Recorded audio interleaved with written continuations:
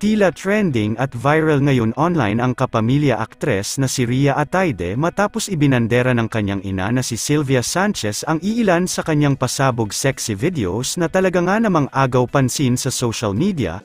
Mula sa latest Instagram account ng aktres na si Sylvia Sanchez ay masaya at proud nitong ibinahagi sa publiko ang isang maikling video ng kanyang anak na si Rhea Atayde. Sa video na naibahagi ay makikita natin si Rhea Atayde na tila paahon na mula sa kanyang paglalangoy sa dagat na kanilang pinuntahan.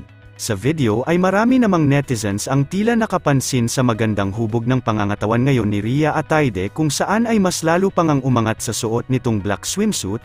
Kapansin-pansin din ang maladerang looks ngayon ni Rhea Atayde at ang pagiging blooming nito ngayon. Kasunod naman ng ibinahaging video ni Sylvia Sanchez ay masaya din itong binati ang anak na si Rhea Atayde sa engagement nila ng boyfriend at ngayon ay fiancé na nito na si Zanjo Marudo. Binati niya ito at sinabing sobrang masaya siya at sobrang deserve umano ito ni Rhea Atayde dahil isa siyang mabuting anak. Matatandaan na nito lamang nakaraang February 20 nang masayang inanunsyo ng couple na sina Rhea Atayde at Zanjo Marudo ang isang magandang balita sa publiko kung saan ay officially engaged na nga sila matapos ang ilang taon din nilang relasyon. Samantala, narito panoorin natin ang pasabog sexy video ni Rhea Atayde at ang iilang video nila together ng fiancé nito na si Zanjo Marudo.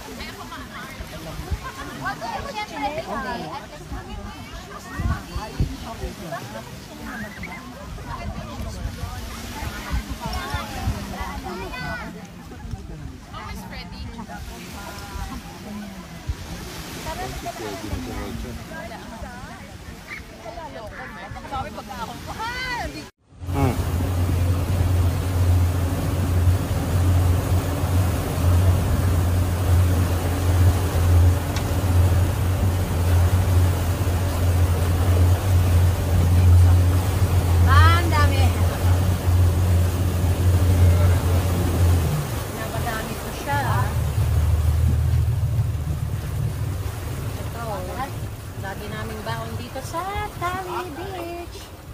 Ano, nasira? Ay, nasira ang jet ski mo muna. No. Okay lang. Bakit? Ginamit ni Chavi. Ayan o, forward. I don't know eh. Ayusin lang dito. When I stop, just Mag-stop lang siya ng jet ski, tapos ayaw na mag-ano, forward. Reverse na lang lahat. Paayos na. Akin na, knock. Teka na. Teka lang.